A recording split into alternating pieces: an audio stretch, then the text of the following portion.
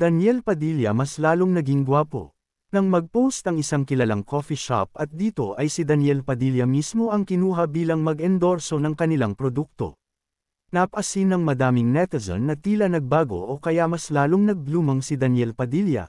Iba naman parang medyo kahawig ng hairstyle si Alden Richards or baka dahil nga ba sa nagagawa ng pag-move on or pagiging single era mula nang nag-break up sila ni Catherine Bernardo.